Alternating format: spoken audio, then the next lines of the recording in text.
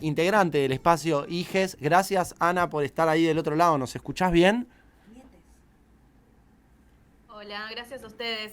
Sí, los escucho bárbaro. Bien ahí, estábamos esperando la entrevista hace unas pares de fecha y buenísimo que podemos hoy estar charlando acá con vos. Y un saludo a todos los compañeros, las compañeras que están también ahí en Nietes.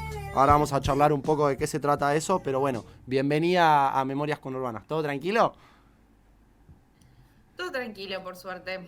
Ani, ¿de dónde sos vos? Porque hoy íbamos a hacer una entrevista con muchas seccionales y me Ujú. quedaron al final algunas seccionales afuera. ¿Vos sos de...? Yo estoy militando en Nietes Cava. Ahí va, de Bueno, en Nietes Capital. tenemos bastantes regionales. Sí, es Niete y GBA, así que hay Ah, gente comparten... de conurbano Wow. también. ¿Cómo convive el capital y el conurbano en la militancia de Nietes? Uno de Lomas y uno de, no sé, de Villa Crespo. Es bastante caótico, la verdad, porque, bueno, cuesta encontrarse. Hay uno en cada punta, entonces siempre es complejo. Pero bueno, tiene su parte enriquecedora de que estamos en diferentes territorios y hay toda una diversidad que convive en la militancia.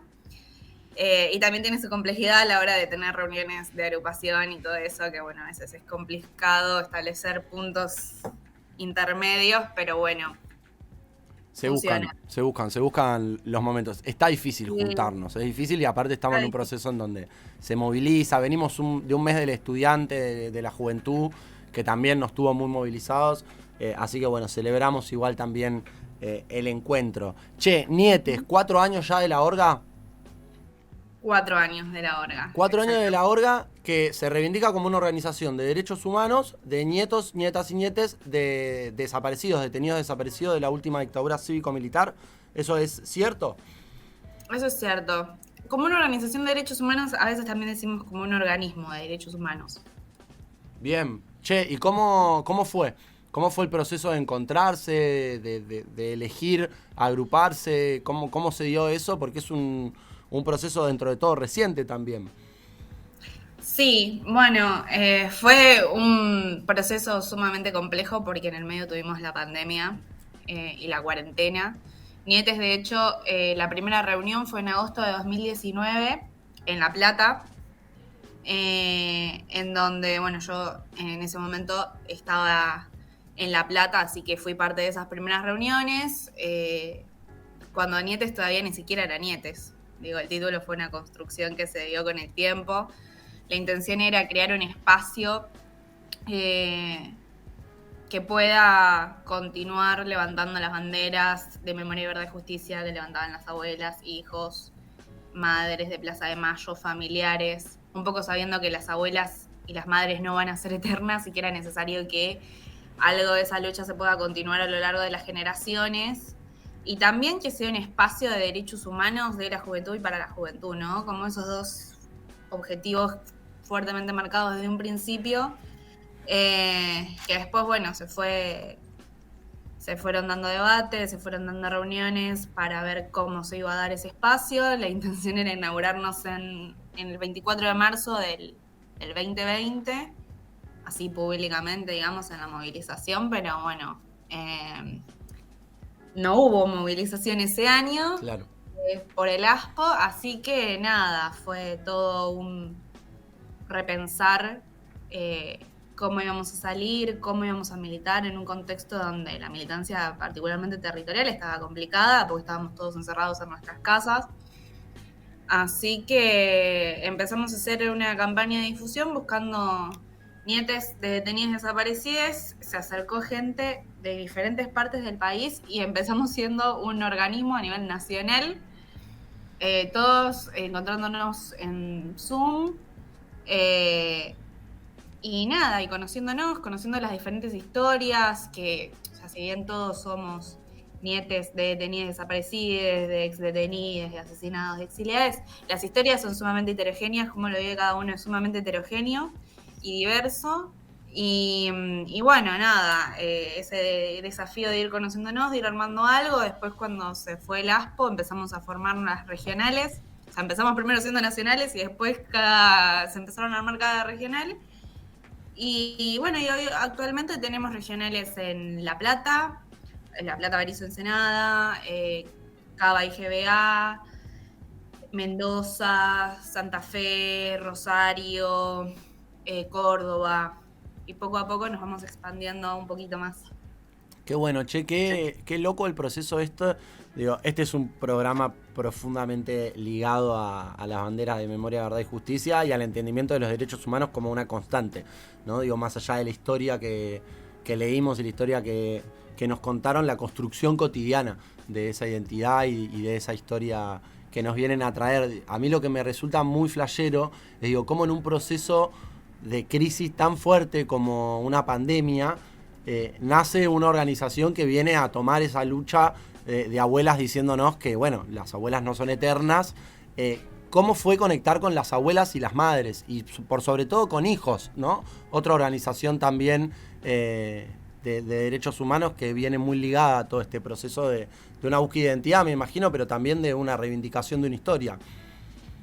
Sí, bueno, fue bastante particular. Con hijos fue como un encuentro, pero a nosotros fuimos criados por los hijos, básicamente. Entonces es una realidad que vivimos desde muy chiques.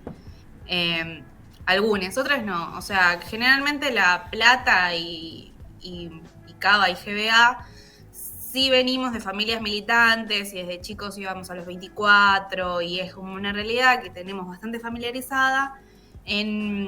Hay compañeros que no, digamos, que este hecho fue algo que dejó una marca, en donde de política no se habla, en política no te metas, y fue todo un desafío para esos compañeros acercarse y encontrarse con todo ese mundillo de los organismos, de las movilizaciones, de la política en materia de derechos humanos y de la política en general, ¿no?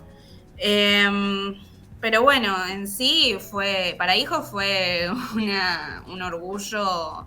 Se nota mucho eso, de que era algo que deseaban que existiera y cuando se formó, inclusive fue extraño porque generalmente hijos, esto es algo que pasa en muchas de nuestras familias, les cuesta muchísimo contarnos esa historia a nosotros.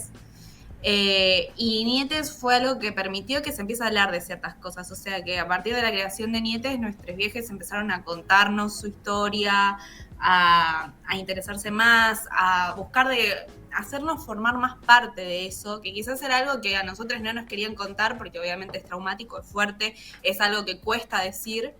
Y bueno, y como que destrabó algo la creación de Nietes en hijos, digamos. Y después con abuelas y madres fue muy emotivo, la verdad. Quizás con ellas muchos de nosotros no teníamos tanta cotidianidad. Y es algo que moviliza bastante. Esos primeros encuentros siempre fueron muy emotivos. Terminábamos todos llorando, una cosa. Pero bueno, nada, sí era como... con ellas los encuentros son fundamentales porque al fin y al cabo es el legado, se le dice el legado de ellas el que queremos transmitir. Entonces es fundamental poder generar ese intercambio transgeneracional en donde puedan colectivizarnos qué hicieron y qué quieren, qué esperan, qué sueñan, ¿no? Y un poco retomar eso desde nuestra generación. A mí me conmueve mucho cómo ustedes, habiendo atravesado ese silencio, hoy pueden darle organización y lugar a los más grandes para que se siga destrabando un montón de esa historia.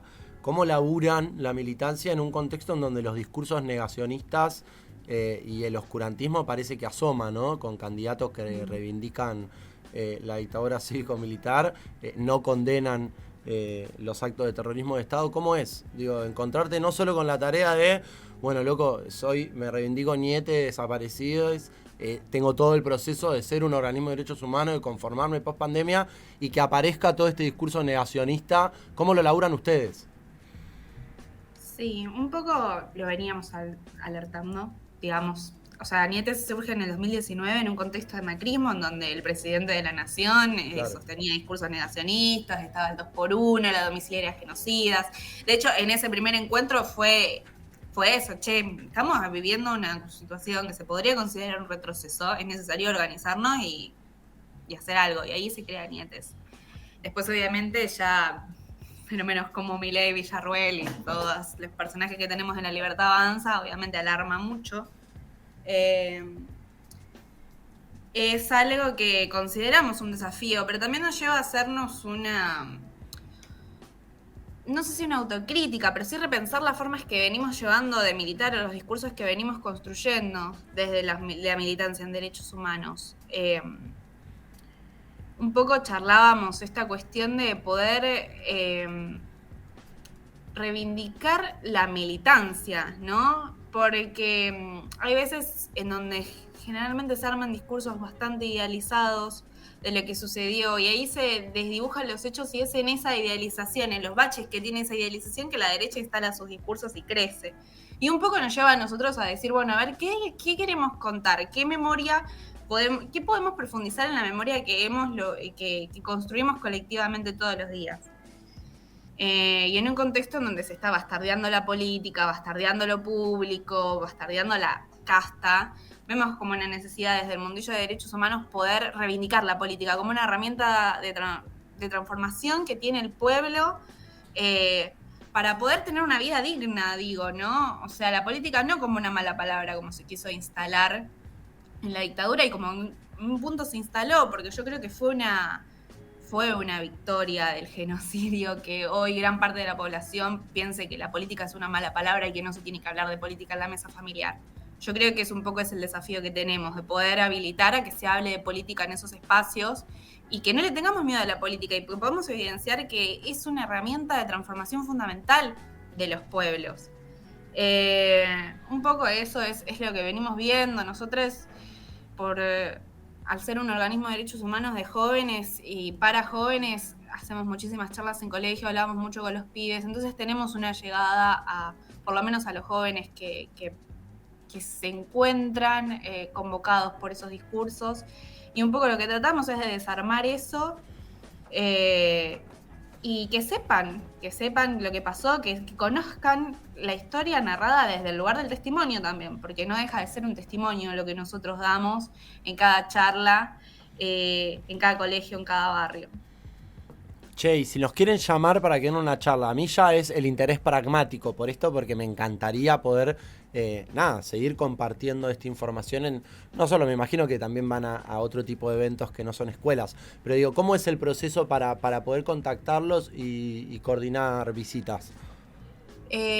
Nosotros estamos en las redes, generalmente se comunican por ahí, o bueno, si tienen algún número nuestro, pero la vía son las redes sociales. De hecho, nosotros tenemos un mail de prensa. Somos Nietes.org en Instagram, Nietes en Facebook y Nietes.org en Twitter. Y después también cada regional tiene sus Instagrams, particularmente Cava y GBA. El Instagram es Nietescava.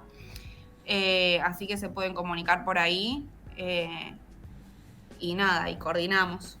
Buenísimo, Lo mismo buenísimo. si son nietos desaparecidos y quieren formar parte de la organización, la misma vía de comunicación. Se comunican ahí y charlan con los pibes, las pibas y les pibis que los van a saber acompañar. Ana, la verdad, agradecerte por el tiempo. Me encantaría poder pensar un encuentro presencial.